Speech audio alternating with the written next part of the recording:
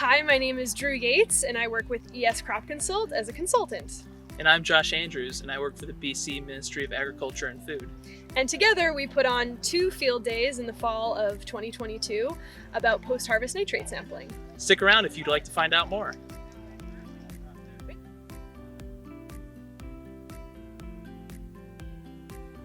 What is a post-harvest nitrate test? It's a sample that's taken late summer, early fall, and it's giving you an indication of what amount of nitrogen in the form of nitrate that's left behind at the end of the season that the crop didn't take up. And there can be lots of different reasons for that, and we're going to get into that a little bit later with Josh, but that's the gist of what this test is. So why would you take a post-harvest nitrate test? There's sort of 2 main reasons. One is environmental. So if you're taking that test in the fall, nitrate in particular is a form of nitrogen that's extremely mobile within the soil. And we get a lot of rain, a lot of precipitation here throughout the fall and the winter. And so that nitrate with a lot of rainfall is going to move through the soil. And in general, we lose a lot of that nitrate over the winter time in this region. And so where is that nitrate going to go? Into the waterways, into the environment, away from your fields, right? So there's an environmental side to this. There's legislation that's come into place where operations that are greater than 2 hectares need to take a post-harvest nitrate test. There's a bunch of different rules and regulations associated with that. But what Josh and I really want to focus on today is talking about the agronomic side of things. How can we make this test work for us agronomically? How can we get the most information out of this test, basically? And so what that post-harvest nitrate test can tell us is, did we put on enough nitrogen early on in the season, or did we put on too much? So that's what Josh is going to talk about a little bit more after when we're talking about interpretation, but that's kind of what we want to focus on, is this agronomic side of answering this question of, did I put on enough nutrients, particularly nitrogen, for my crops, basically. Why would you take that test in the fall instead of just carrying on with maybe the spring sampling that I think most of us are a little bit more accustomed to? So when we're sampling in the spring, because of that loss of nitrogen over the winter time, loss of nitrate in particular, a lot of the times we're not getting a lot of information out of the nitrogen values that we're getting from our spring sampling. But when we take that sample in the fall, we are able to get that residual amount of nitrate that was left over at the end of the season. It's kind of like a report card looking back on the season. So when you're taking your soil samples in the spring, you're not getting a lot of information related to nitrogen, basically. And this is a way to try and get a little bit more information. So before we actually go out and take our sample, we need to answer a couple of questions. One has to do with location. So like, where the heck am I sampling? What are the boundaries of where I'm taking my samples? And sometimes that's very straightforward. And sometimes it's a little complicated and you have to put a few factors together. So the 3 main factors that dictate sort of the boundaries of what you're going to call a field or where you're going to be taking your samples within is dictated by the soil type, the crop that you're growing, and also the way that you're managing nutrients. So ideally, if one of those factors changes, you're going to take a different soil sample and create a different area or a different field. But obviously, that's easier if you're growing a field that's maybe 10 acres of potatoes. You're kind of checking all those boxes. The soil type is really consistent, easy, done, there's my field. But as we know here, like obviously we're growing a lot of different crops. So what do we do in that circumstance?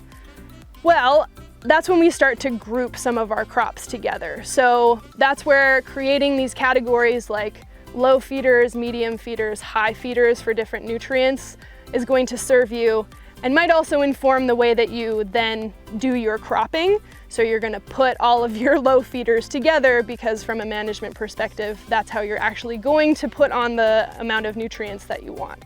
And that's the thing that we can see demonstrated here. So in this field where we're going to be sampling right behind you all, we got carrots, we got beets, all together in a succession of cropping. So these feeders are grouped together. Technically it's beets and carrots, so it's a different crop, but obviously those things can be grouped together, and that's a relatively straightforward thing. So in these mixed crop environments, there's going to be a little bit more problem solving to determine what you are going to choose to be a field that's going to be sampled.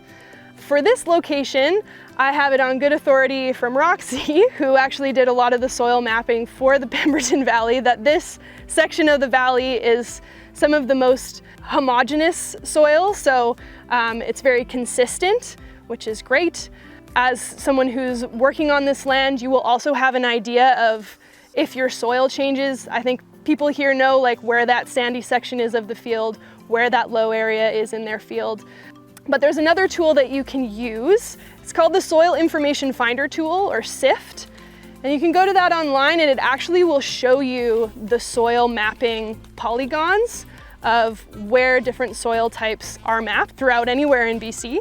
And so that is where you can look to see if you have really big soil changes, in particular looking at texture. When I went onto the SIFT tool earlier, we've got some silt loams, we've got some loams, we've got some silty clay loams. So between those different soil textures, those are fairly similar. We don't have like a sandy pocket that we need to be keeping in mind. Okay, so once you've determined what your field is going to actually be that you're going to sample, we've answered the location question. The next question is timing. So there's two reasons that timing is important. One is you don't want to sample too late because at a certain point there will be enough precipitation that you're going to lose a lot of that nitrate from the depth of the soil that you're going to be sampling. And so it's not really going to give you an accurate picture of what amount of nitrogen was left over at the end of the season. And that is going to vary depending on the texture of your soil in particular. In general, if you have a coarser textured soil, obviously the water is going to infiltrate through that quicker, and so you're going to lose nutrients, including nitrate, a lot quicker. So the sampling time is going to be earlier if you have a coarser textured soil, so something that's sandier. Here we've got the loam, silt clay loam combination, and all of those fall under the finer textured category of soil. So that means you get a little bit more time with more precipitation where you can still take that soil sample. So there's that. We don't want to take the sample too late. We also don't want to take the sample too early.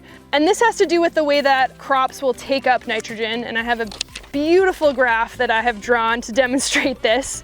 What we've got here is on the y-axis, we've got the amount of nitrogen that the crop has taken up in percentage. So at the end of the crop's life, it'll have taken up 100% of the nitrogen that it will ever take up. Is what that represents. So over time, in that initial time after a crop has been planted, there's this lag phase where the crop is not going to take up very much nitrogen while that crop is small. Then we move into a vegetative phase where there's a lot of rapid growth and we have rapid uptake of nitrogen in a short amount of time. And then we reach near the end of the crop's life where maybe it hasn't taken up 100% of all the nitrogen that it's going to take up, but it's pretty close. It's kind of tailing off in terms of the amount of nitrogen that it's going to take up near the end of its life. And that's referred to as the reproductive phase, and that looks different depending on the crop. So if you're growing potatoes, the energy is going into growing the tubers. For other crops, it might be at the time of flowering. For other crops, it might be that it's just a leafy vegetable, and so it's as leafy as it's gonna get.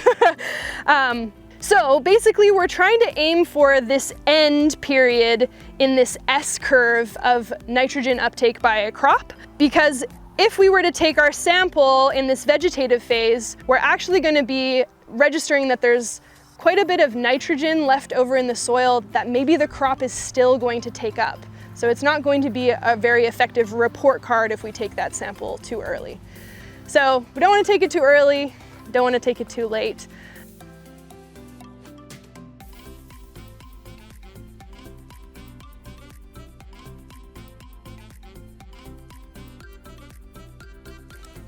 Just want to talk about the probe that everybody has right now. Everyone has this probe that is actually quite a deep probe. This goes to technically above 30 centimeters. 30 centimeters is about 2 finger widths from the very top of the window that we can see.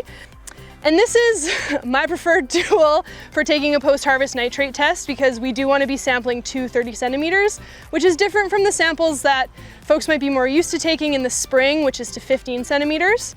Here's an example of a smaller probe, and there's various versions of this. So this is one that typically probably 15 centimeters is around there. You can, if you have a probe like this already that goes to at least 15 centimeters, use this. It's just a bit more challenging to use because what you end up doing is sampling to 15 centimeters and then sampling back into the same area to get to 30, which under certain circumstances, like it might actually be okay here because the soil is relatively moist and this is a fairly fine textured soil. So it's probably gonna hold okay. But in some drier, more coarse textured soils, you often get a lot of caving in into the hole that you had already put your probe into. It's not impossible, like we've done it at ES in the past when we just had these probes. It's just a bit more of a pain. The other thing I want to point out is that these probes have a step on them, which is really helpful for using your body weight to get over top of the probe to put it into the ground. With these guys that don't have a step, you kind of like end up putting your body over top of it anyways, which is just much less comfortable. So just want to point out a couple of soil probe differences. If you don't have a probe, you can use the shovel method to accomplish a similar thing where you're digging down and making a hole, and then you're just shaving off the sides of what would be your shovelful. Again, it can be done. It's not impossible, but it's definitely not like the easiest tool compared to some of these probes. So just want to highlight that. So we have our probe of some sort that's actually going to take the soil out of the ground for us. We have a vessel that helps us to carry our samples around the field. That's what this bucket represents. We have our sample containers where the sample is going to go in, and this is what we're actually going to send to the lab. I prefer to use these Ziploc bags that I'm sampling directly into. You could just sample into your bucket, but it just means you have to clean out your bucket each time if you're gonna go sample another field, and depending on how wet things are, that can be a bit of a pain and a bit of a mess. For me, I like to just sample directly into the container that I'm actually gonna send to the lab. You need a Sharpie because you gotta write information on this bag so that you know where the heck the sample is coming from, and we'll talk about that. And what's not pictured here is a cooler. So you'll also need to have a cooler to keep your samples cold, and we'll talk about the reasons for that as well.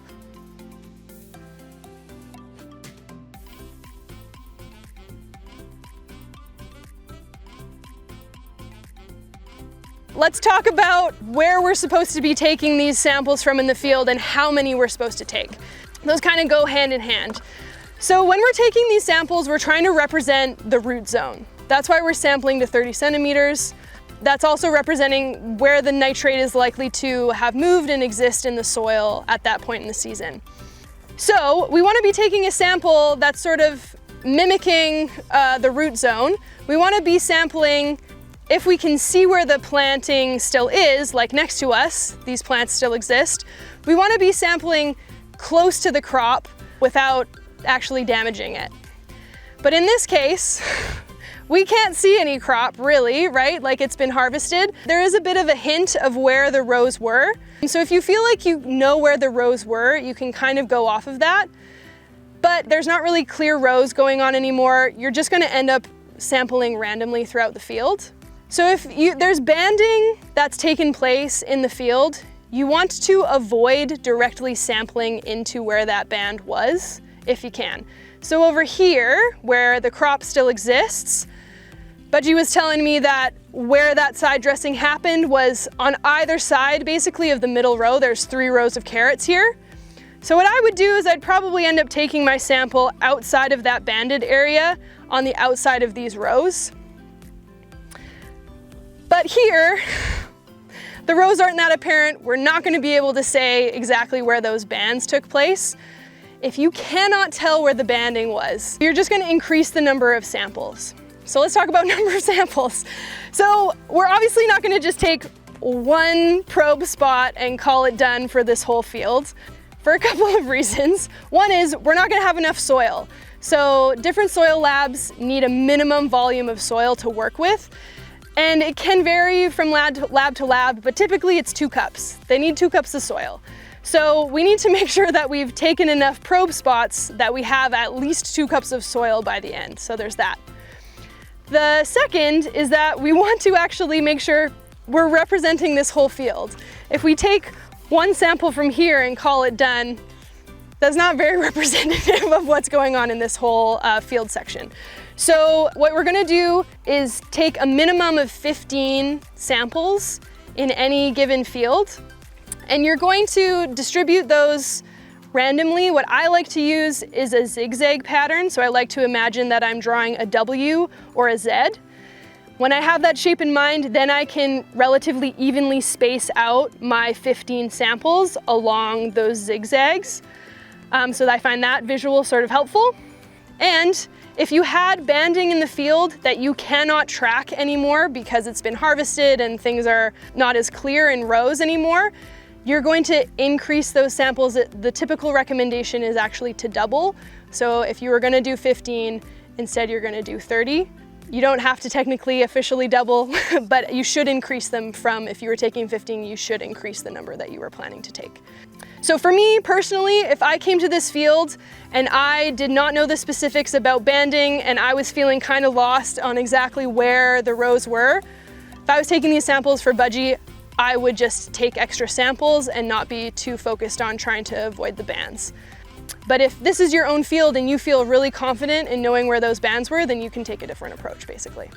So that gives us a couple of different examples. This is obviously a clearly post-harvest area, and this area is still growing, but at this point, we probably could take soil samples in this area because it is getting pretty close in terms of maturity. Like, this is gonna be harvested pretty soon, hey Budgie? So in the case where you have a field also where you have subsequent plantings like this, sort of in a perfect world, you would wait until everything was harvested and then you could just sample this whole field area. If that's not gonna happen because of when this stuff is planned to be harvested, you could go ahead and take that soil sample right now, for example, and you would just go in and sample this section of field as if it was harvested and just combine it all together into one composite sample.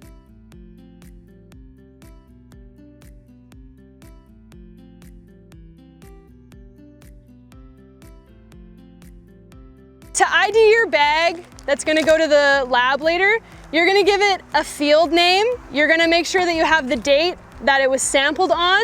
And then I also like to include the depth that I sampled to, because sometimes you're not always sampling to 30 centimeters. So to take our soil sample, like I said, we wanna be sampling to 30 centimeters. You wanna aim for between a potato plant, but slightly offset.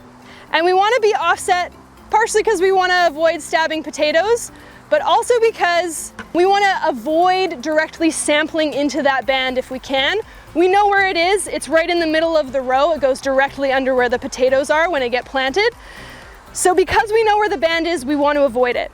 So if everybody can find a spot, choose an area between plants, slightly offset so that we're not sampling into the band. And you can go ahead and take that sample. So you're paying attention to the soil surface and where it is on your probe. And you might need to use a little step to get in there.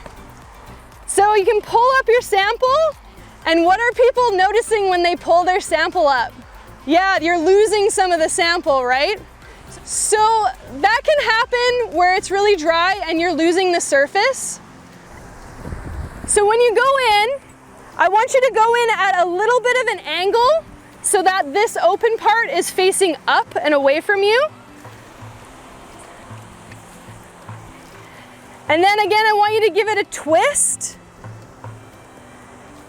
And when you pull it out, try to pull it at a bit of an angle. And it's not gonna be perfect, but it should help you lose less. All right, we're gonna take this whole sample and put it into our bag. For those of you that have the smaller probe, you're gonna have to try to go back into that hole a second time. But as you see, it's very dry, so it's probably gonna collapse on itself a bit.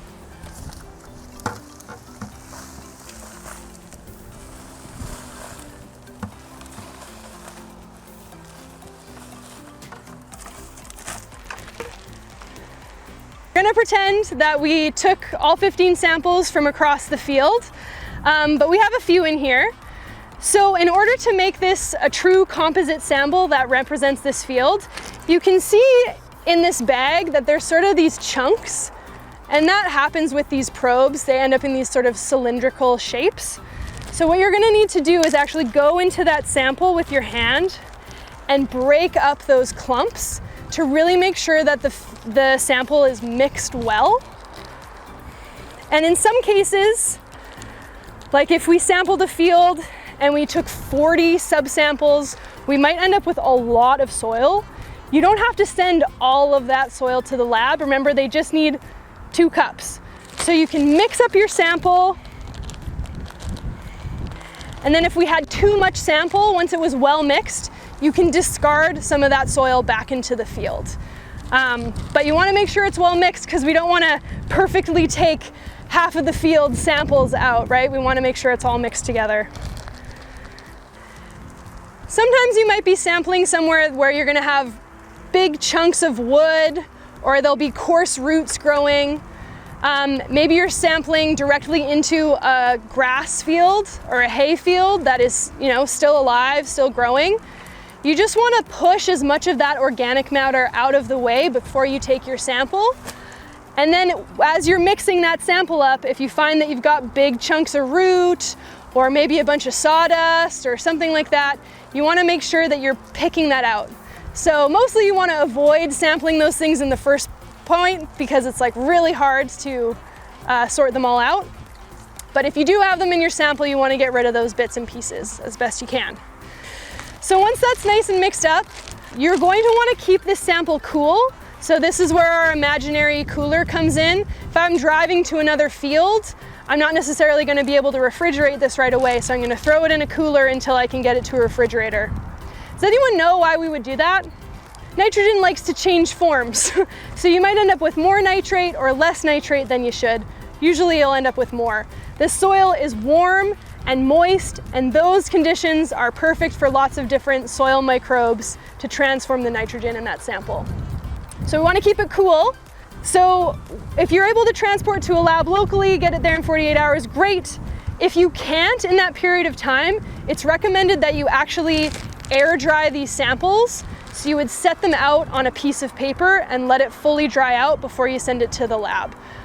Just again, because even refrigerated for more than 48 hours, you can start to get the nitrogen forms in your sample, morphing and changing and messing up your reading later.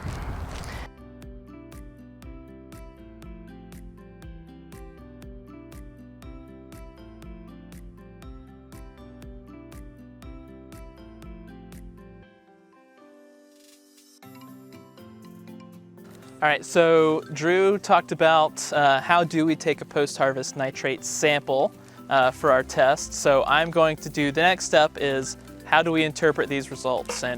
But to recap, why are we taking a post-harvest nitrate test? There's really 2 uses for this test. One is environmental. So this is the amount of nitrogen that is susceptible to leaching basically over the fall, winter, and early spring. But for us, the real value is in agronomic use. If we look at the results from our post-harvest nitrate test, as well as some of our nitrogen management practices, we can kind of determine the effectiveness of our nitrogen rate. So really that's what we're thinking about here is, was the rate I applied a good rate? I won't say correct rate because you're always playing with the rate, right? So step 1 with this is, how do I take this soil test result and turn it into something useful for me? Because if you were to look at a soil test, it will tell you the amount of nitrate in parts per million. But of course, we don't apply nutrients in parts per million, I guess, unless we're doing things hydroponically. We're applying things in either pounds per acre, kilograms per hectare, maybe, cubic yards per acre, cubic meters per acre, things like that. We're doing an actual mass and not a concentration. So to turn this into a useful number, we're going to find that part per million number.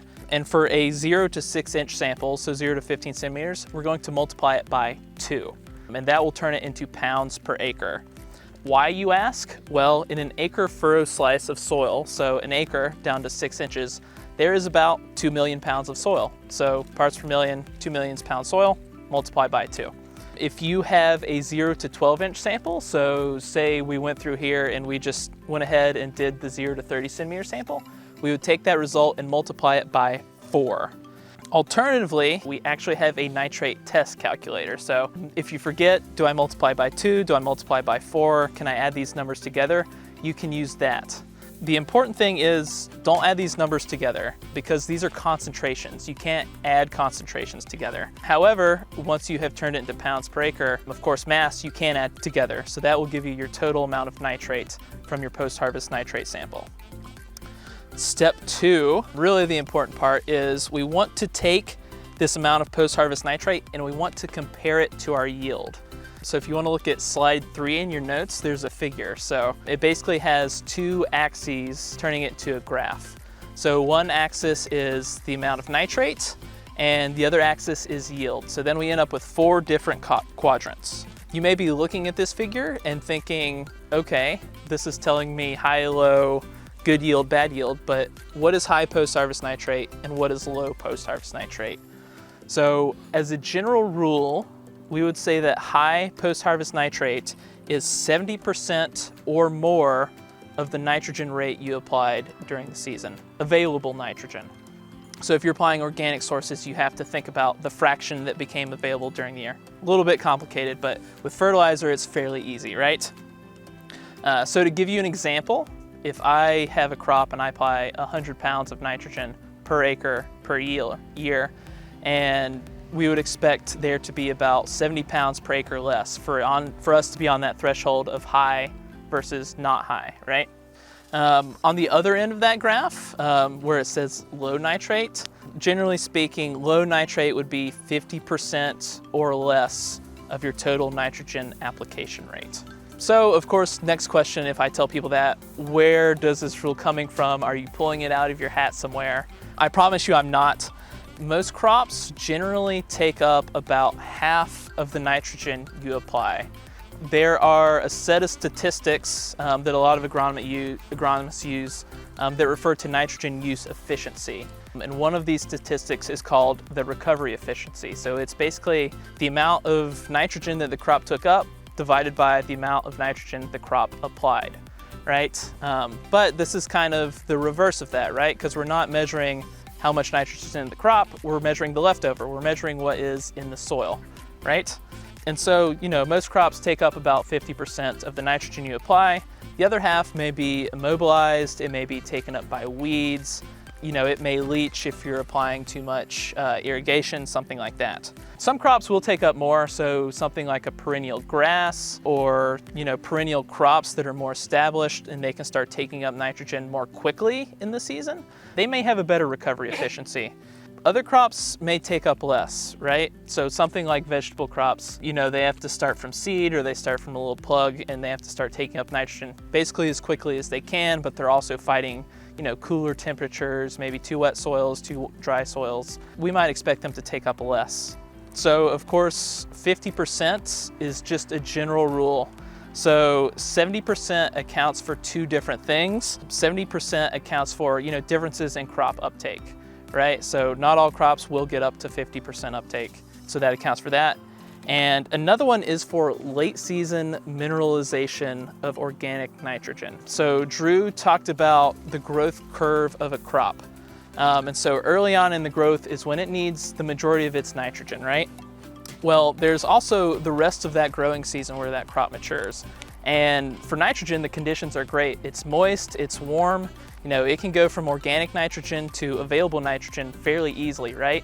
But the crop is not really in a position to take up a lot of that nitrogen.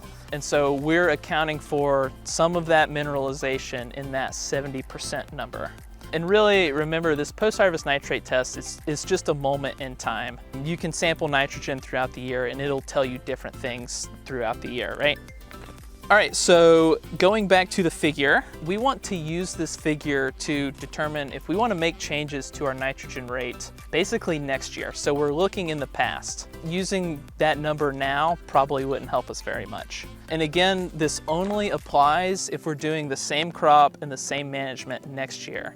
So if I have a cereal rye cover crop and potatoes in my field one year, and then the next year if we do clover and corn, well, that's not going to apply. You're doing totally different crops, you're applying different amounts of nitrogen. It really just wouldn't make much sense. All right, so again, looking at this figure, let's say we have a good yield and we have low nitrate, or we're below that 70% threshold, right? Really, you don't have much to complain about, right? Because, you know, in your mind, you didn't waste much nitrogen, and you also got a good yield, so really not anything to complain about. Here, if you really want to dial it in, you may think about more intensive sampling. You may think about, you know, sampling throughout the year to monitor nitrogen a little better during the crop growing season. You know, you may find a way to cut back, save a few dollars on fertilizer. I will say in some parts of the province, if you are above about 90 pounds per acre of nitrate in your post-harvest nitrate test sample, and you're in a vulnerable aquifer area, you may have to do a nutrient management plan. So let's say there's another scenario where we have poor yield as well as low nitrate in our soil. In this scenario, you know, maybe we did not apply enough nitrogen and the crop had to scavenge nitrogen in the soil as best as it can. It was looking for any nitrogen it could get its roots on. Alternatively, maybe there was, you know, a high carbon source you added to the soil sometime during the growing season, and that sucked up all of that nitrogen. The microbes took it up so they could break down that carbon source, and basically it became unavailable to your crop. Alternatively, and you would probably know this if this were the scenario, if you have way too weedy of a plot and the weeds took all the nitrogen and your crop didn't, that could be another explanation. Regardless of the scenario, usually you want to apply more nitrogen or you want to control weeds better, right? This is really the area we're concerned about. This is where we have a good yield, but we also have high nitrate, right? So this is where we're kind of worried about wasting nitrogen. So we're worried about the environment, we're worried about you know, how much money we're spending on fertilizer, things like that. So a thing to remember with this figure, as well as, you know, nitrate samples in the soil, that's accounting for every single source of nitrogen, right? You're not just picking up nitrogen from fertilizer or nitrogen from cover crops. You're also picking up nitrogen from soil organic matter. You may be picking up nitrate from the start of the season, which of course in Pemberton with rainfall might not be the case, but if you're in the interior, I would definitely recommend sampling at the start of the season because there is probably residual nitrate in the soil. So really in this scenario, this is when you want to reduce rates, when you have a good yield, but you also have high nitrate. Because of those 4 different sources of nitrogen that your crop is taking up, that's really the only thing you control, right? You can't control how quickly soil organic matter turns into nitrogen. You can't control how much nitrogen is released from your cover crops. Once the nitrogen's in the soil, really you can't control it, right? So the rate is really the only thing you can reduce at this point. Post-harvest nitrate will not go down very quickly, especially in a lot of our BC soils that have a fair amount of organic matter. If you're going to reduce rates, it's probably going to take up to 5 years before you see any effect from that. Unless you have just a purely mineral soil with very low organic matter, which I've yet to see that soil here in BC. There's always at least a little bit of soil organic matter. Alternatively, you know, a lot of the dairy farms apply a lot of manure, so that organic matter can hang around in the soil as well and basically mineralize over time. So moving on, the very last scenario, this is where we have a low yield, but we also still have high nitrate in our post-harvest nitrate sample. So really, this is when something is happening that is not related to nitrogen rate. There are other factors related to nitrogen management, so maybe there's poor timing, maybe something went wrong with placement, but nitrogen uptake in the crop is not that good, right? There could also be other factors, if there are insects or there are disease that prevents crop growth. Of course, if the crop can't grow, it can't take up nitrogen, and if it can't take up nitrogen, it can't grow. So kind of a vicious cycle.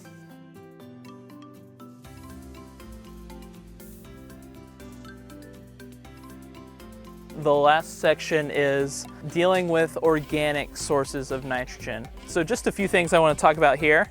The number one thing I think is really advocating for you to take a sample if you're going to apply manure or compost or some other solid material to your farm, because I'm our nutrient management specialist. I deal a lot with manures and composts and soil and things like that. And I will say, most liquid manure, the nutrient content's roughly the same. With solid manure, it could be almost anything. When I see, this is compost right here, if someone doesn't tell me what it's made of, what's been in it, how long ago it's composted, I could probably not tell you anything about its nutrient content. So I would definitely advocate for taking a sample. So we have a little bit of compost here in the front of this tractor. Of course, normally you will see a big pile somewhere. Of course, on dairy farms, it's always right outside the barn, and it's very fibrous looking, so that's very easy to identify.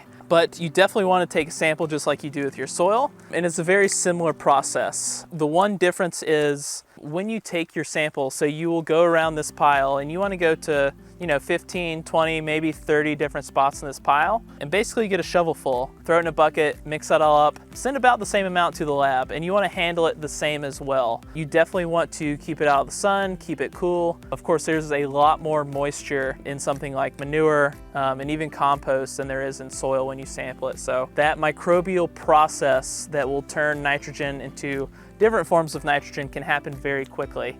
One warning is don't put manure into a glass container, of course, because they build up gases, and don't put it in the freezer as well, because that freeze-thaw process will change the different forms of nitrogen in your sample. So same thing with soil as well. If you're going to keep it cool, put it in a fridge and not a freezer. It needs to stay above a freezing temperature. When you're taking a sample from something like compost, again, it's in a bigger pile. I like to say the top part of these piles are always drier when it's dry and then wetter when it's wet, because they are just very exposed to the elements. But closer to the center of this pile, the moisture content is fairly consistent. So if you're going to take a sample, you're going to go in, you're going to take, about a foot or so off the top, and then you're going to take your sample for the bucket. So really, you're basically going to dig twice every time you take a subsample.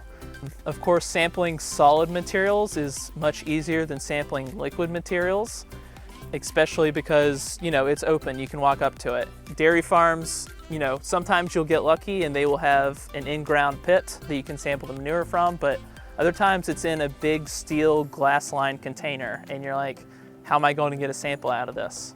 The advice actually is to get the farmer to take the sample when they're loading it into their equipment, because, nitrogen in liquids can be gassed off very easily. So every time it's handled, every time it's agitated, it loses nitrogen. So the closer you sample to them actually applying it is the closest it will actually be to what is going on to the field, nutrient content wise. So just a couple more things I wanted to cover before I'm done. One of the things is, okay, I've sent off this sample. How much nitrogen is going to be available from my source? So let's say we're dealing with manure. The key items that affect the amount of nitrogen that becomes available is the type of manure, the climate, and then the timing of application. I think the most important one is the type of manure, right? Because it's the inputs you're putting into the animal, it's going to affect the amount of phosphorus, the amount of potassium, things like that. So actually when you feed, you say mature cattle feed, somewhere between 97 and 99% of those nutrients are coming out the back end.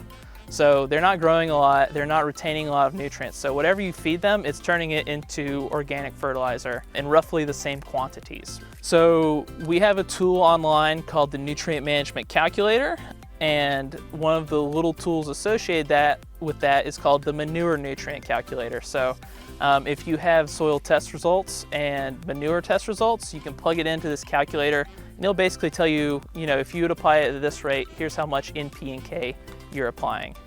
So I've pulled some numbers out of this.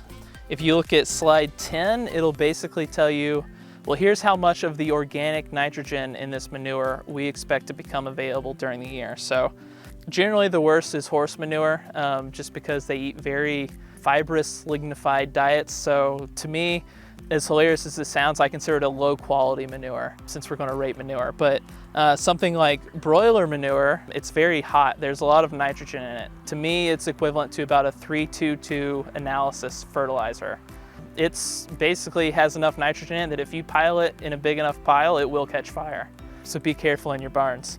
Of course, you probably want to ask me how much nitrogen is going to become available with my compost. And the answer to that is it depends. It depends on what it's made of. It depends on, the composting process. How hot did it get? How long did it stay hot? Did it stay indoors? Was it outdoors the whole time? Really, I can't give you a hard number on that. But if we know that chicken manure, 50% of that organic nitrogen will become available, it's probably going to be less than 50. It's probably going to be somewhere between, I would probably say 10 and 25% is going to become available. One way to think about it as well, I haven't seen a lot of compost analyses, but if you get, the amount of carbon and the amount of nitrogen in the sample, you can very quickly do a carbon to nitrogen ratio. So anything under 20:1 will generally add nitrogen. Anything above about 30:1 will generally remove nitrogen from the soil. And then, between 20:1 and 30:1 is kind of, who knows, right?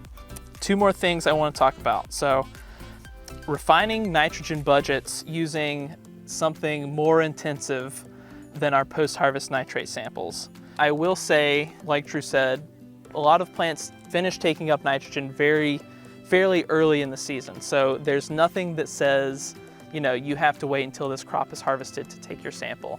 If you think, this crop is mostly just maturing, it's not taking up a lot of nutrients, and you're, have a surplus of time, no reason you can't go ahead and take that sample.